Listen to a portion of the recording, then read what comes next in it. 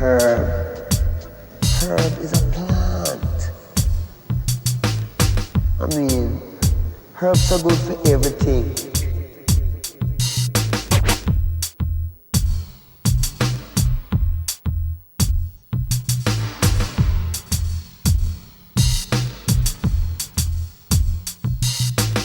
Herb.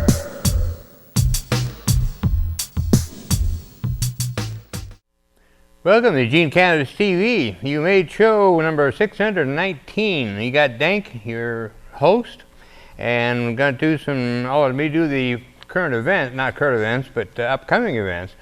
And this is a good place to, they're all together, they're cannabis related.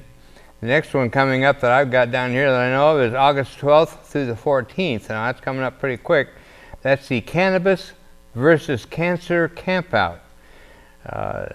That was on Facebook, so do a search on Cannabis versus Cancer Campout. There's some great music going to be going to that place. We've got a phone number here at 503-881-1022. That's 503-881-1022.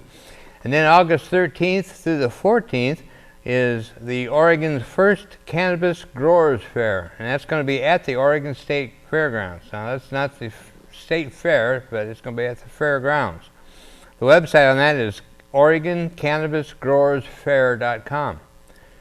They're going to have live cannabis awards. Over 60 grows will be showcasing their live cannabis plants. For the first time ever, Oregon's producers will be able to display live plants at the cannabis fair. Oregon is slated to be the premier craft cannabis model state, and this is an opportunity to view these live plants as well as meet the growers. And then, of course, Seattle Hemp Fest is coming up the 19th, 20th, and 21st. Did a story last week on the show. Hemp Fest is hurting for money, which is a common problem for our Hemp Fest. We always have had money problems up until the last few years. Ironically, our problems haven't been money, it's been the city. But also, the Seattle Hemp Fest is having trouble with the city up there too. The city really wants to get rid of them, and they got nowhere to go. They are so big that there's no other place that can accommodate them. So now they're having money problems, and they're even talking, wondering if there'll even be a Seattle Hemp Fest next year. So anyway, so then we have the Oregon State Fair itself is August 26th through September 5th. And we did a story on that a few shows ago about how the Oregon State, there's going to be marijuana plants featured at the show. 21 and above to be able to go in and see them, but anyway, there'll be some medical marijuana plants up there. And then Salem Hemp Fest, Salem, Oregon, and that's going to be on August 28th, apparently one day, and the website on that is 420presents.com. That's 420presents.com. And then this is a kind of a late event. This is the Cannabis in Wonderland, a harvest festival, and that's going to be up in McKenzie at the 52745 McKenzie Highway, Blue River. That's Tina's Campground up just above Blue River, just below the turnoff to the hot springs. And that's going to be a fun event, 2-day event, and Friday and Saturday, Saturday and Sunday. Camping and private property, and the Eugene Pot Club is, of course, doing part of that, which is the supporters of the Emerald Empire Hemp Fest. And they're going to have the Oregon Green Cup competition. The Oregon growers compete for the Eugene Pot Club trophy. A winner is awarded in each cannabis category. So that's what's happening this summer. A lot of stuff coming up. Also, I came across some old Eugene Cannabis TV tapes, and I found a number 9, dated May 2002. So that's a pretty early show. I haven't had a chance to watch it yet. It's on VHS. I got to dig out the old VHS player, but looking forward to seeing that. Todd Delato is on that, and then another name I didn't recognize or get written down. But anyway, it'll be interesting. So, and then, August 30th is the next OG Analytical and Oregon's Constant Gardener Cannabis Science Pub. And I'm not sure what the subject coming up is, but that's always on the last Tuesday from 6 to 8 at the Cosmic. And very educational and entertaining, and meet some great people. So, and it's free, so that's a win-win-win. So anyway, here's a story I didn't have time for the last show that was kind of interesting. This is out of Washington, and these are the stats on sales. It says detailed April data set for the Washington State cannabis market, including category and brand information, is available on your Green Edge dashboard. You may access it by logging into your account there. So that's Green Edge. Washington's total adult use cannabis industry reached $50 million in retail sales this April, double last April's $25 million. Every major category drove the growth, with concentrates up 240% to $10 million and pre-rolled booming to a 929% rate to hit $4 million. $4 million in pre-rolls. Flower rose 66% to $30 million in April. The increase in unit sales was even more impressive as individual items or grams purchased soared 238% over April 2015. A 41% drop in average retail selling price kept dollar volume to its mere doubling. So, see, flour was $30.5 million, is up 66%. And pre-rolls, as we mentioned, $4.1 million at 929%. Pre-rolled cartridges was up 315%. Shatter was up 381%. Wax is up 426%. I'm sure a lot of businesses would love to have those kind of figures. So that's pretty impressive. So anyway, Washington's doing real well, except that they pretty well trashed the medical program up there. So kind of an example of what could happen here, and we've got to be diligent to hope that doesn't happen here. And along kind of like on the same notes, the story here, this is from the 420times.com website, titled "The Price of Weed is Going Down" by Thor Benson, dated July 26, 2016. Price of weed is going down, which is good news for regular marijuana users. According to Bloomberg, the average marijuana users in states where it's legal is only spending just over $50 a month on weed. That's just short of $650 per year. Those numbers were put together by a firm that analyzes cannabis trends called Headset Incorporated. Headset looked at 40,000 legal marijuana purchases in Washington State between 2014 and 2016, and found the average user is a 37-year-old man who makes 19.5 purchases per year. The majority of cannabis users were millennials between the ages of 21 and 34. And they made up over 50% of the group. Elderly people weren't purchasing a lot of weed, as those over 60 only accounted for just short of 10% of the purchases. The analysis found younger people tended to make more frequent, smaller purchases, while older people tended to make less frequent, larger purchases. People in their 20s tend to go to a marijuana store every 16 days or so, while someone in their 40s might go every 20 days. As you're older, you might have more money to go make bigger purchases, Headset co-founder Cy Scott told Bloomberg. The millennials might be out and about more. They can drop into marijuana dispensaries more often, or older people might just plan more. There's a lot of evidence that weed prices are falling in states that have legalized. The price of weed peaked at $25,000 per gram for high-quality bud after the state legalized marijuana, and it is now at around $10 per gram. In my own state of California, we're paying as high as $20 a gram in dispensaries. The price per gram at a retail store in Colorado is just over $5 per gram, and it was $3 more than that just a couple years ago. Prices are falling, and the marijuana enthusiasts are reaping the benefits.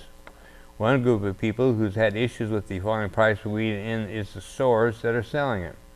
Retailers in Washington have seen prices drop quickly without necessarily seeing their customer bases grow at the same rate. Shops are having to make efforts to expand their customer cases so they can sell more of the lower priced product. One benefit to prices falling is that it helps eliminate the black market for marijuana that can cause problems for states and those advocating for marijuana. When it's just as cheap to go to get something in a real store, there's no reason to go looking for it on the streets. The owner of your local dispensary also doesn't chill on your porch and ask for a slice of pizza. But I know that's what I've heard in the past. Colorado, it's taxed so heavily, it's taxed on 3 levels, and it's taxed so heavily that it costs more in a store, a retail store, than it does on the street. And which is kind of counterproductive of what we've always said: it would make it legal and it'll kill the black market. But it's cost so much in the state stores that the black market is still thriving. And ironically, so are the stores. So they're both thriving, which is completely blew me away. But anyway, that's just how things go. And I've got the latest issue of Freedom Leaf, and I'm getting about 100 copies of these when they come out every month, and I can get a few to dispensaries, but I'm not distributing them very widely. And of course, like I said, I only got 100 of them. But mainly in the Springfield dispensaries, I'll be dropping off there. So if you get into any of the Springfield dispensaries, and you can check it out. But it's a pretty good magazine, and they of course got the marijuana issues. This is the July 2016 issue. And we have an article on our friend Elvi Musica. It got a feature story, and all different. It's always fun to read the ads too in these, because you see ads that we never would have seen, of course, if that's the way things are going, and the way the laws have changed. Quick little short stories I'll read on the next break here that I wanted to cover. Should I eat a brownie before boarding the plane? That's pretty good. The short answer to this question is a resounding no, but only because you had to ask, if that makes sense. Basically, hurtling through space, stuck in a metal tube wedged between 2 total strangers like sardines in a can for hours on end while high as heck on edibles is not for everybody.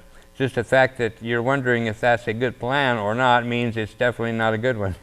Because while the idea of vibing out on the flight, watching a dumb movie, having a few laughs, and then sleeping it off peacefully may sound highly appealing, the potential downslide is just too steep for those who go too far and freak out at 30,000 feet. The base case scenario in that instance is you manage to white-knuckle the rest of the flight without unduly alarming anyone on board with your wild eyes and erratic behavior. Worst case, you go, we won't cover that. So naturally, if you've been a frequent flyer when it comes to edibles and air travel for many years, never had a problem, but more power to you. So it just talks about being careful, being cautious about overeating, and our friend David Rogers is putting together a video on that very subject, and so we'll be talking about that in the future. And edibles, you have to be careful. You take your first bite or eat a little bit of it and then wait at least 20 minutes, maybe 40, be even better, because people can get in trouble doing that, including myself. So be right back for the second half. I'll be here. We'll see. Herb. Herb is a plant. I mean, herbs are good for everything. Why these people who want to do so much good for everyone, who call themselves governments and this and that, why them say you must not use the herb? You see? And we check that and we can't find, we just see them just say, no, you mustn't use it because it make you rebel. Welcome to the second half of show number 619 of the Eugene Cannabis TV show. You got your host DanK, and talking about cannabis issues, current events, not current events, upcoming events, and had some stories out of the Freedom Leaf that I was going to cover. Again, if you get into some of your Springfield dispensaries, you might be able to find a copy of these. I'll be dropping them off there, and they are free. And these are given to the normal chapters, women grow groups, the SSDP, which is Students for a Sensible Drug Policy, and the Marijuana Business Association. So anyway, they've got their own calendar in here about stuff coming up and events in July. Of course, these are all out of state, but smoking in Washington D.C. on oh no, that was on the 4th. Skip that. Let's look at August. Reggae in the River. That was okay. That was that's last weekend. The Indo Expo in Portland. Oh, there you go. I didn't even have this one listed myself. This is August 6th. Oh, never mind, 6th and 7th. I'm giving you stale news here, so I hope they were great events. But I did have an article here on the THC versus CBD conundrum. This is written by Najio Bilam. Congratulations, Ohio. In June, our governor signed a law legalizing medical marijuana for people in your state. Woohoo! Of course, you can't grow your own medicine or smoke a joint. But hey, it's a good first step. But many activists in Ohio feel like this law doesn't go far enough, and they have a point. There are now 26 states with fairly broad medical marijuana laws, and another 16 that allow CBD only, meaning no THC in your weed. It sounds strange, but it's true. These laws allow people with certain ailments, usually children with epilepsy, to use CBD oils, but not the whole plant. CBD has been shown to be very effective in treating seizures.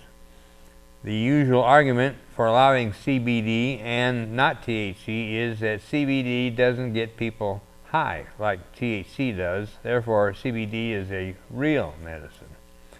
When it comes to medical marijuana side effects, being high is a pretty good deal. It's way better than the side effects from many pharmaceutical medications. If you take too much pot, you may feel a little weird for a while, but you won't die. It's clear that these CBD-only laws are meant as a way for states to accommodate the clamor to allow medical cannabis use while still restricting safe access to thousands of people that would be helped by not just CBD, but by THC. CBN and all other beneficial cannabinoids found in the marijuana plant. One of the things that makes cannabis so effective as a medicine is what's known as the entourage effect. All the different cannabinoids and terpenes in a plant team up and act as sort of posse, combining their powers and abilities to give more benefits than just one component of the plant alone. In fact, many parents of children with epilepsy report better results using a mixture of THC and CBD rather than CBD only. That being said, any step toward recognizing the medical benefits of cannabis is one in the right direction. Still, sick people need more access to all kinds of cannabis products. I understand that drug law reform is a long, arduous, and tedious process. Overcoming years of anti-pot propaganda and obstruction from the willfully ignorant takes time. Even if the DEA moved marijuana from Schedule 1 to Schedule 2 or removed it from the Controlled Substances Act completely, cannabis would still be illegal under many state laws. There are literally thousands of laws across the United States that need to be changed. These things take time. Unfortunately, time is something that many cannabis patients don't have. So that's true, and that's the way it is, and that's why that's the kind of thing that keeps activists like me going, because we got to keep the fight up. It's when Measure 91 passed, people asked me, "What are you going to do now? It's over. It's done." Well, it's not over. It's not done. There's still penalties involved, so to me it's not illegal until it has the same controls as tomatoes. And here's an interesting story about Zigzag. Zigzag's parent goes public.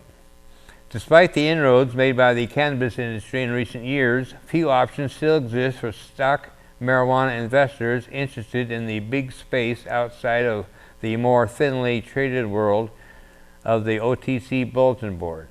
But starting in May, the owners of popular Zigzag rolling papers has been listed on the New York Stock Exchange. Zigzag's parent company, Turning Point Brands, trades under the symbol TBD. They also make chewing tobacco and electronic cigarettes. The company claims Zigzag rates as the #1 premier cigarette paper with market share of about 33%. While Turning Point clearly has some exposure to the cannabis sector, no mention of the business is made in its formal IPO prospectus. The brand is intended for tobacco use only, but clearly marijuanas are its biggest market. With roughly $197 million in annual sales from its rolling paper and tobacco products, Turning Point Brands clearly ranks as one of the few listings on the New York Stock Exchange that qualifies as a pot stock. So, I don't know, I remember a while back, the word was that you're supposed to boycott Zigzag because they were anti-pot, but I don't know about that, but anyway, it's a friend of mine had a Zigzag man painted on the front of his log truck on his radiator shutters, and so when his shutters would shut, all of a sudden this picture would pop up of a Zigzag man. I asked him one time, his dad was an old logger, and I asked him one time, I said, "What'd your dad say the first time he saw that?" No, he said he just looked at it and said, "Who the fuck is that?" So, anyway, as I said earlier, Elvie Musica is featured in the interview in the Feed and Leaf issue, and we've had Elvie on our show many times, and she'll be on again. We're lucky to have her living right here in Oregon. And this article is written by Steve Bloom, and says, one of 4 medical marijuana patients, Elvie Musica is probably the best known of the quartet. She lives in Eugene, Oregon, and regularly speaks at cannabis conferences and protests around the United States. Born in Colombia in 1923, she immigrated to the U.S. with her family in 1953. The same year, she had surgery for congenital cataracts that left her partially blind and led to her glaucoma condition. In 1988, after being arrested for marijuana cultivation, Musica petitioned the National Institute on Drug Abuse, asking to be added to a little-known conditional investigation new drug program that was providing federally grown cannabis to 2 other patients. She was approved and has been receiving 300 joints per month ever since. We caught up with Musica at the Oregon Marijuana Business Conference in Eugene on April 24th. They asked her, who are the other people in the Compassion IND program? Elvie answered, Irvin Rosenfeld, George McCann, and Barbara Douglas. There are 4 in the programs, but only 2 of us still receive marijuana, me and Irvin. The others don't have doctors that will help them with prescriptions. Not every doctor can write a Schedule I prescription. They don't have a doctor because their doctor's retired. My doctor retired too, but he still keeps up his license so I can stay in this program. He's my angel. Irvin gets his supply every 3 months. I go to Florida once a year and pick up my supply, but I really need better marijuana than what the government has. What they call their mid-grade is okay for daytime use, but for nighttime, for insomnia, it's not. Half the time, it's fine. And by the way, a personal note on that, she lost her medicine one time. She was using her lawyer's address to have her medicine sent to, and then when I think it was when he was meant to send it to her, he put the zip code was off by 1 number, and they never saw it again.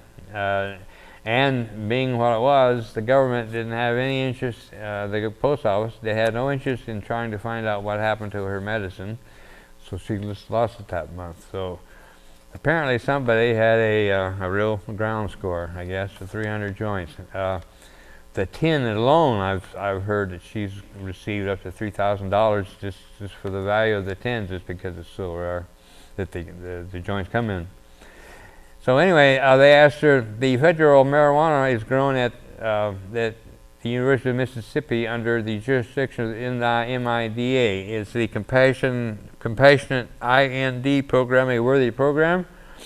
Should they expand it or should they end it? And Elvie wrote, answered, since they insist on being the only ones who can supply marijuana in the country, I think they should be a little more up to date on what should be available for patients. Do I think the government should expand the program? Not with what they're giving us. The problem is potency? She answered, yes. The stuff they sent me 3 years ago blinded me. In 2012, they sent us a bunch of garbage with no THC. It was hemp, which I love to wear, but it didn't do anything for my glaucoma, which I've had for 41 years. I thought I was having the potency I should have, and I wasn't, so I didn't worry about it. But within a month, I knew I was in trouble. My doctor in Florida panicked and had me fly there for an emergency surgery. The surgery did me in. It detached my retina and took away my optic nerve, which I've never lost in 37 years in treating glaucoma, and destroyed my sight. I hallucinated for 2 months. They sent me hemp because they want everybody on low THC, and that's what happened to me. It cost the taxpayer tens of thousands of dollars to take away some of my independence and blind me a little more than I already was. I blame this on the government for sending me that garbage and pretending it was medicine. So you can read the rest of the article in the interview in the Freedom Leaf. That's the July issue. And you can always send a note to dankbagman@hotmail.com, and we'll work it out on how to get one to you. But anyway, I appreciate you being here for the episode 619. You got DanK, your host, and I'll be here next week. We can always use guests, donations. We need some equipment. We do need a 2 terabit hard drive really bad. So thank you. See you next week.